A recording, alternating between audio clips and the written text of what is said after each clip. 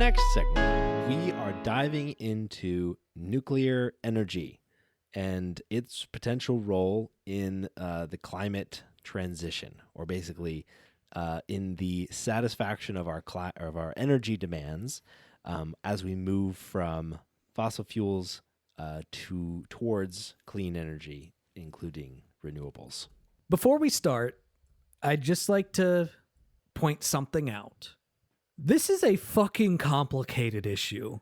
It's almost as if an issue totally tied up with like physics and like yeah, it's just like a really fucking complicated issue for sure. And the reason why I say that is because you don't hear me make this qualifier very often, so enjoy it. But the reason I say that is because I really do think that there are really great arguments on both sides of it. And I think that any progressive that dismisses someone who is like pro-nuclear energy as just being a, corporate stooge that doesn't care about the environment that is a extremely simplistic view of it. Absolutely.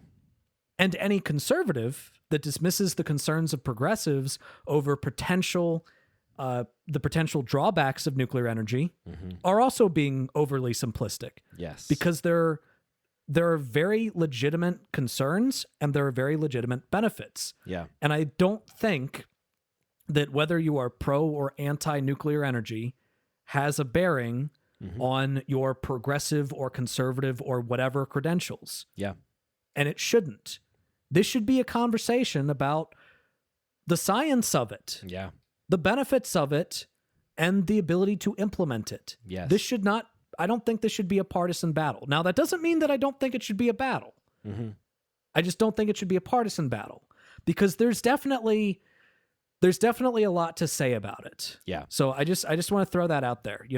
I think progressives that are against it are not like bleeding heart dumbasses. I don't think that progressives who are for it or conservatives who are for it or anybody who's for it is just doesn't care about the environment. Yeah. And I think the importance of this segment was, one, we wanted to learn about it. We wanted to, because, we weren't sure about what our position should be on the show. But two, this is an intensely factual question. It's an intensely factual inquiry. There's really no principle of the matter at play here, which means that there's not really a black and white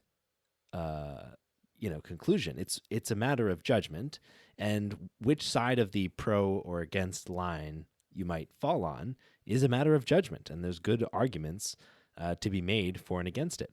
Ultimately, like, setting the stage for a conversation about nuclear energy requires that we recognize the incredibly shitty position that we're in.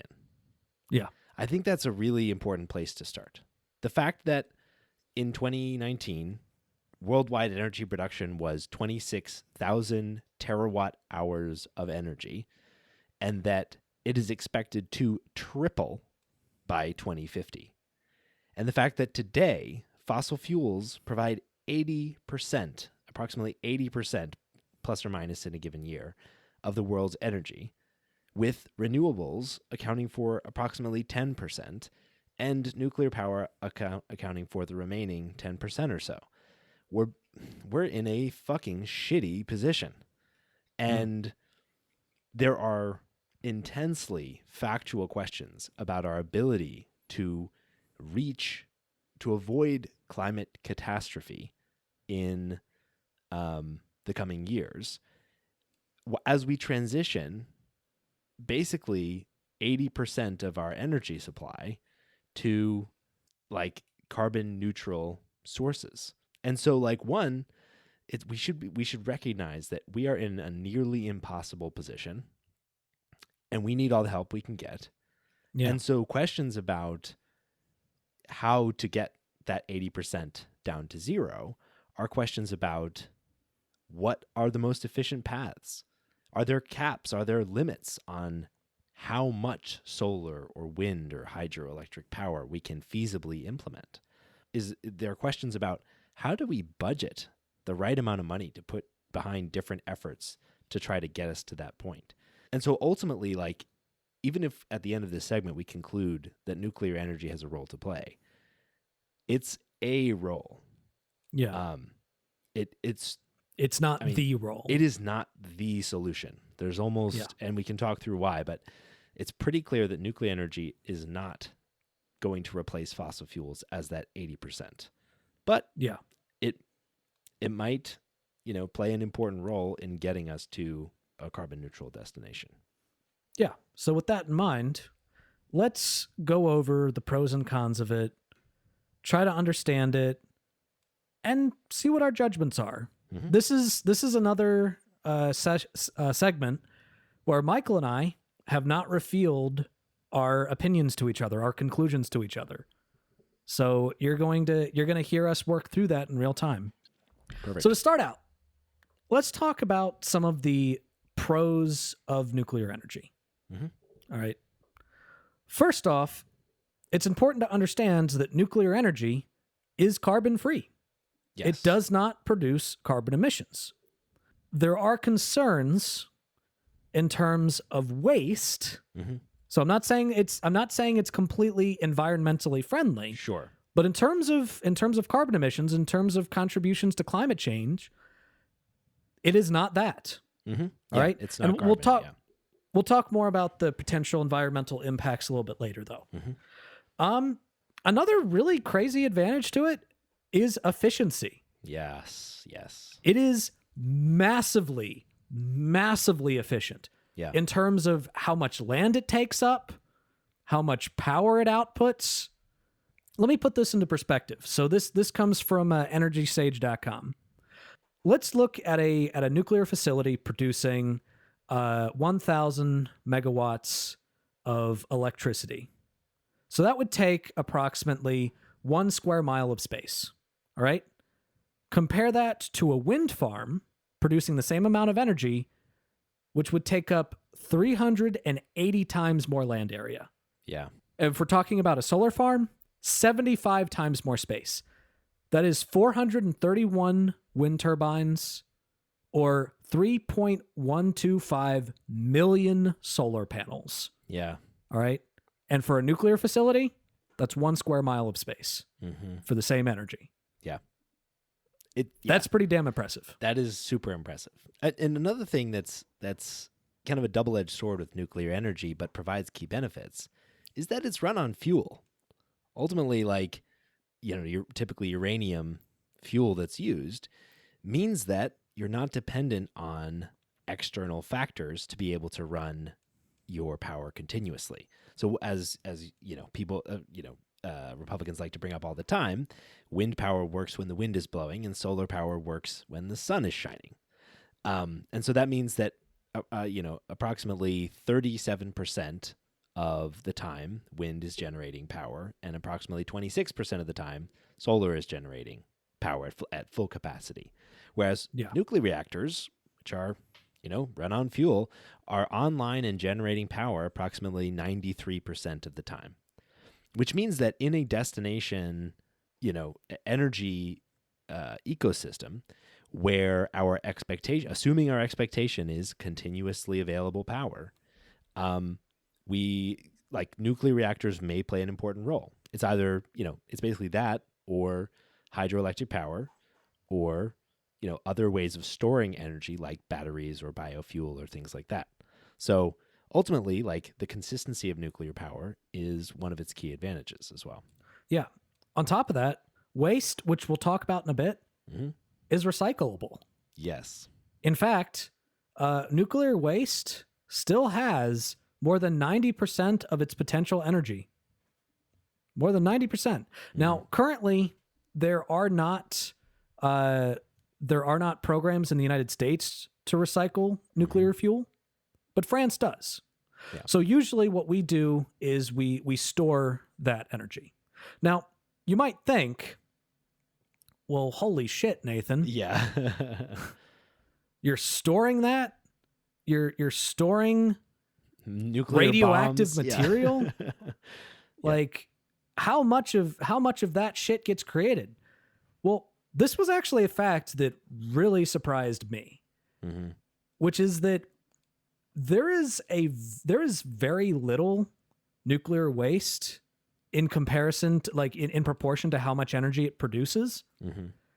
In fact, if we combined all of the amount of spent fuel since the 1950s, which is about 90 metric tons, which sounds like a lot, but if it were all able to be stacked together, it would fit on a single football field with a depth of less than 10 yards. Yeah. That is all of the waste produced since the 1950s. Yeah. That's really not that bad. Yeah. Now, keep in mind, we're talking about a minority of our energy production, but even comparing 20%. to, but like that, 90,000 tons, compare it even to renewable sources, according to the International Renewable Energy Agency, the United States will have approximately 170,000 to 1 million tons of waste from solar panels by 2030. So way less waste in terms of volume, at least, than even other clean sources of energy.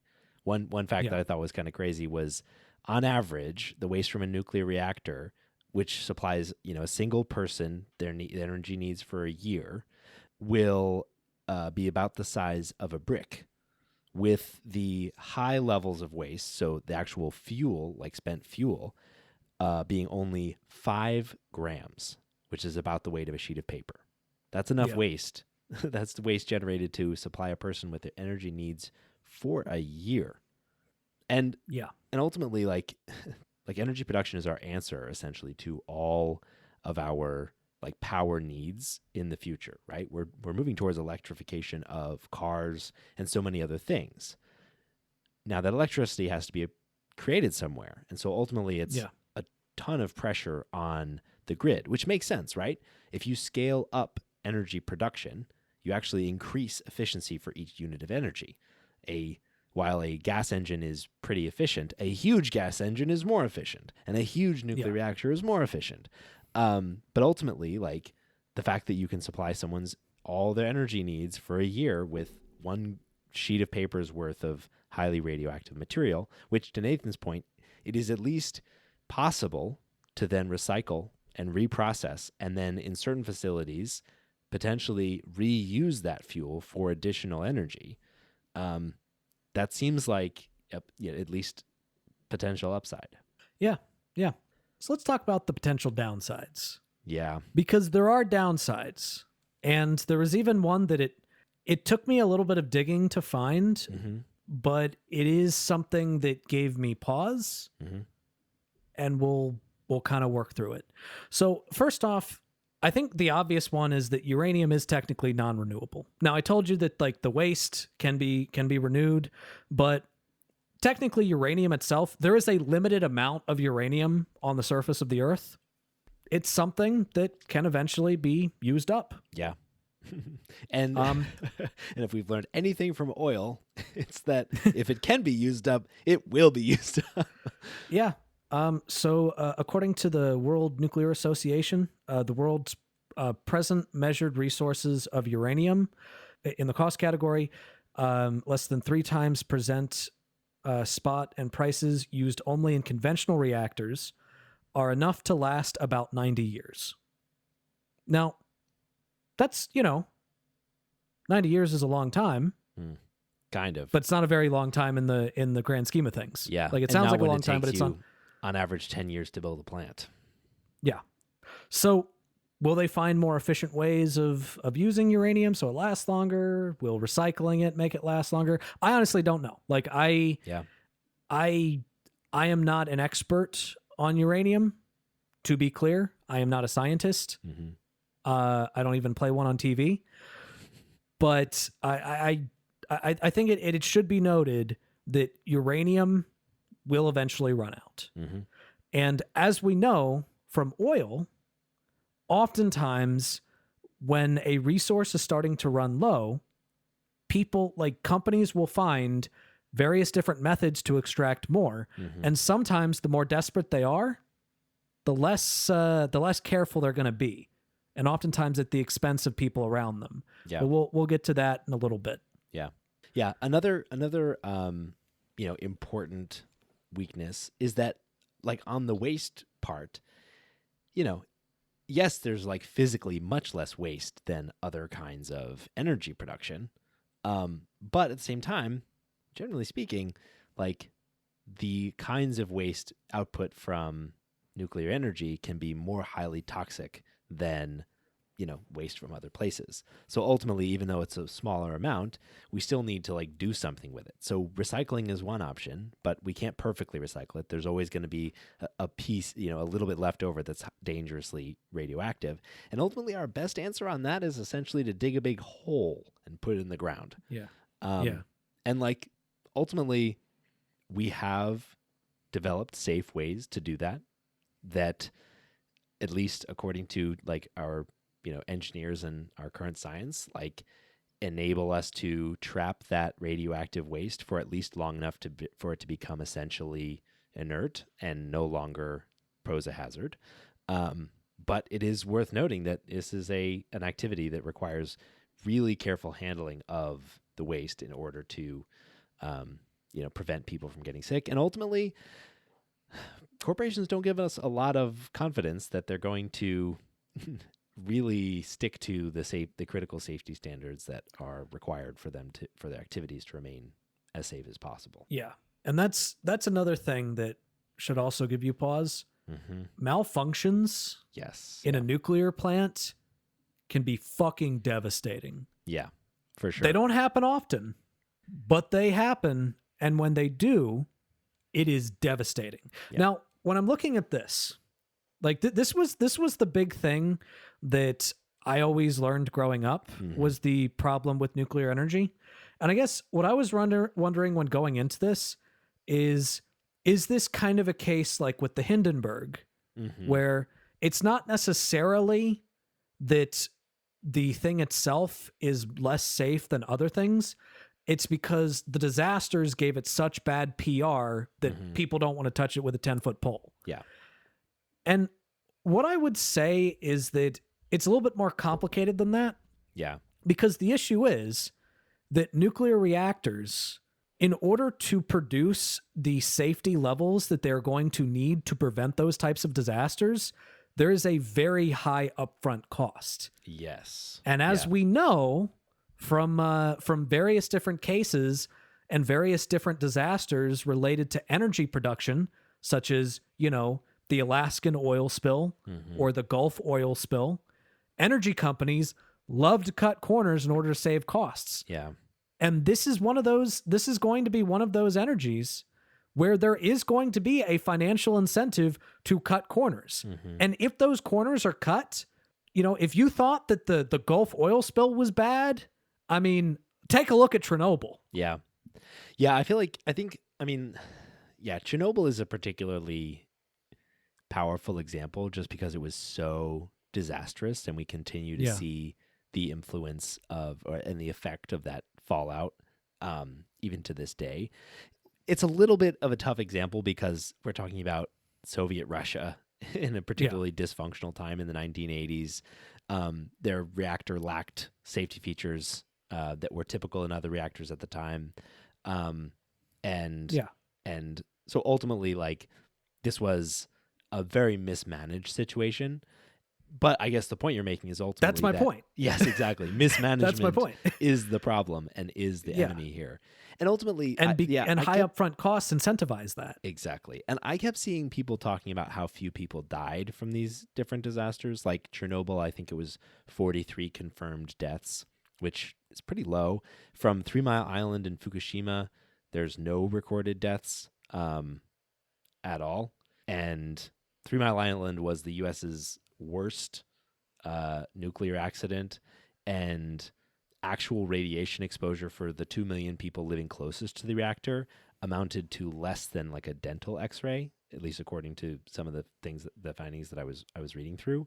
And so, like, I think it is probably overblown, the toll on like human life that some of these disasters might have, except, we continue to have fallout around Chernobyl for like ecologically, as a result of the disaster. So like even if we're able to save human lives, like it doesn't necessarily mean that there's no environmental impact here. Yes. And another thing that we need to talk about is the mining itself. Yes. The potential devastating effects of the mining. And this right here is the one that I think gave me the most pause, which is interesting because this, on a lot of websites that I went to that were talking about the pros and cons of nuclear energy, this was not discussed. And I feel like this should have been discussed because to me, this is the most important one. This was the most harmful one. And that is the fact that there have been cases in which communities near nuclear mines were devastated by the radiation created by the mining of uranium. Interesting. So basically, there was a practice which is not done anymore, or at least it's not supposed to be done anymore, in which when you mine up the uranium ore, you put it down outside of the mine. Like you stack it up outside of the mine. And what would happen was the wind would blow dust from the uranium rocks, the uranium ore, and it would get into the water supply. It would go into the air for the community. And there was a particularly egregious case where there was a 17 million acre Navajo reservation that was devastated by this. Jesus. That was completely devastated by this, to the point where there was a testimony by the president of the Navajo Nation in which he pointed out that at this point, cancer, and this testimony was in 2019, cancer was the second leading cause of death for Navajos living on or alongside the reservation. And quote, prior to uranium mining, Navajo people were virtually cancer-free, with the lowest lung cancer rate of all Native American nations. And it went from that to being the second leading cause of death. Now, today, a lot of those uranium mines are closed uranium mines. But the disasters that were created by them when they were in operation, and even to some extent after they've closed down, has skyrocketed cancer rates in these communities. Yeah. Now, this goes back to kind of what we were discussing before, which is the fact that with regulations, this could have been prevented. But the problem is, energy industries have repeatedly shown over and over again that they will cut corners in order to save costs. Yeah. In order to save money. So my concern about nuclear energy at this point is the fact that, number one, because it is a non-renewable energy, there will be, like we've seen with fossil fuels, there will be practices such as, the case of fracking, in which they will try to extract more of the resource and not necessarily care about the potential environmental disasters that it causes or ecological issues that it causes, that it creates for communities. Yeah. As they get more desperate. Exactly. Yeah. Yeah. I think one other related thing to that is like, I think a lot of the advocacy in favor of nuclear energy really focuses on the cleanliness and the efficaciousness and the efficiency of the nuclear power plant operations and power generation in general.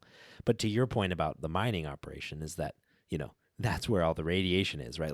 Like in actual nuclear power plants, the background radiation with, even within like a pretty near radius of the plant is like pretty much the same as background radiation. It's like a normal amount of exposure. So not elevated radiation near the power plant, which is like a huge win for nuclear advocates. But to your point about mining, like, definitely a potential for exposure around the mines. And maybe that's solved with regulation, but maybe the corners are cut. At the same time, like operating a nuclear power plant is carbon neutral, but the construction of that plant and the mining of the ore does create carbon, at least for now, as like most of our methods for doing that kind of thing use fossil fuels and do generate carbon. So according to the Public Citizen, and a page they put together on this. A nuclear power plant takes approximately 10 to 18 years to overcome the carbon that it's like to produce enough energy to overcome the carbon that was generated as a result of the construction and the mining related to the plant. So ultimately, like, even if we were to build a ton of nuclear power plants right now, they would not like contribute to our carbon neutrality for another 10 to 18 years, or at least we dig a big hole in terms of creating a bunch of carbon as we build these plants that we then have to climb out of over the next decade or two, which means that like we might be digging ourselves even, making ourselves even more of a significant climate problem as we work to fix the climate problem. So to me, that was a big Achilles heel for nuclear power as an option. So true, but that's often the case with other renewable energies as well. Yeah, so totally. I wouldn't say that that's necessarily a disadvantage of nuclear energy over other energies. And I think, the reason why that happens is because the power for the equipment usually comes from fossil fuels. Yeah. But if we're revitalizing our energy grid so it's no longer coming from that, then it's not really a problem anymore. So it's a problem that solves itself as you continue to solve the problem. Exactly. It gets less severe over time. So it's definitely something worth considering. It's definitely something that you got to think about, that you got to recognize. But I think it is a hole that will very gradually fill itself as we move closer to that as a solution. So the other thing is, like, I think a lot of people have been celebrating nuclear energy as a potential like solution to climate change. And I think one of the big challenges here is our time frame that we're working under. I mean, that's the big challenge with solving the climate crisis in general. But nuclear energy has particularly long development times and build times, specifically because it takes so much work and so much care to be able to build a nuclear facility that is safe and accounts for all the risks involved. So according to McKinsey, who's a management consulting firm, they did an analysis to look at how much new nuclear energy would be needed to keep up with energy demand. And basically they found that we would require an additional 400 to 800 gigawatts of new nuclear power generation to keep us at that 10% or to move to 20% of global electricity demand satisfied by nuclear energy. And we'd have to do this by 2050. And that would require that we build another 50 gigawatts per year of new nuclear energy as we approach 2050. The problem is, at its peak, nuclear energy production only ever reached 30 gigawatts per year. And since 2000, globally, the most we've ever produced is 11 gigawatts per year, which means that this would take a huge amount of increased investment and capacity to be able to even start on this project. The other thing is, it's quite expensive to actually create. And so you have to have trade-off conversations between investing in nuclear versus investing in renewables, where, like, generally speaking, creating power with nuclear is at least 2 to 3 times more expensive than it is to create power with renewables, accounting for those the build costs as well. And so, like, ultimately, like, if you have $1 and you're not sure where to spend it, it's like a little bit harder to put it towards renewables.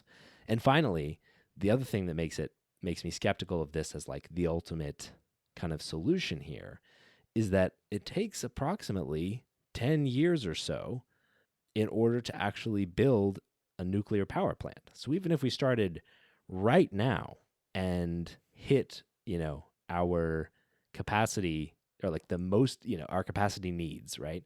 If we hit the most capacity ever produced, we still wouldn't be able to get to a point where we were even increasing the portion of energy produced by nuclear power. So, like, our ability to even follow through on nuclear remaining 10% of global energy demand is highly in doubt, much less being able to increase that to be, the solution to fossil fuels. Yeah. So let's talk about our final judgments. Yeah. Michael, why don't you go first? I'll go first. Ultimately, I think nuclear energy is worth investing in. I think it's worth putting money behind. I would like to see more research as well. I think like looking into, how to safely reduce nuclear reactor size to make them more efficient. And I'd like to see more investment in nuclear fusion, not just fission, even though that's been like a pretty challenging thing to make progress on. Like ultimately, like I think it's a good option. As far as nuclear goes today, like I think that it pretty much has to be, experts basically have concluded that it pretty much has to be one of the components of energy production in the future if we ever want to move fully away from fossil fuels. But I really don't think it's in any way a silver bullet, and it's got to be done really, really carefully and really thoughtfully. I think it has to be done in a bipartisan way because it's going to take a lot of proactive, thoughtful, and powerful regulation in order for it to actually work. That's very close to what I was. Damn it! No, you're good. You're good. So yeah. What I would say is, I definitely agree with Michael that that it's definitely something that is worth investing in. I think that it is not the silver bullet, like Michael said. I think that it is something that can help alleviate climate change, and it can definitely be part of the solution. Mm-hmm. And I guess kind of the more nuanced take that I would say, the nuanced take that I think that I have on this, which was very much reflected in what Michael said, is that the biggest concerns that I'm seeing about nuclear energy is when it is not properly regulated. Mm-hmm. It's when corners are cut. It's when the methods of mining are not overseen. And with that in mind, I want the people that are writing policy in the extraction of nuclear energy and the production of nuclear energy to not just be Republicans. Because Republicans love to cut corners.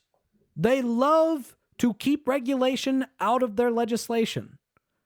So what I would argue is I think that more Democrats need to be involved in nuclear energy, in trying to figure out how we are going to regulate nuclear energy. I think that it is a mistake for the Democratic Party to just be all out, I'm against nuclear energy. Mm-hmm.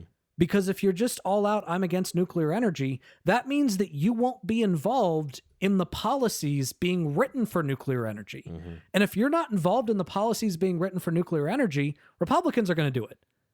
And they're going to allow corporations to cut corners. Now, and I have some worries that Democrats might do that to an extent as well if they're bought off by executives, but I trust Democrats a lot more than I trust Republicans. Yeah. So I think that this is an issue that doesn't need to be a partisan issue. Mm-hmm. I think that it makes sense for us to try to come together and to discuss potential solutions, discuss potential avenues. And I think just blanketly being against it is a mistake for progressives. That being said, I do understand the concerns that you have. And if Republicans are the only one writing the legislation, that could be a recipe for disaster.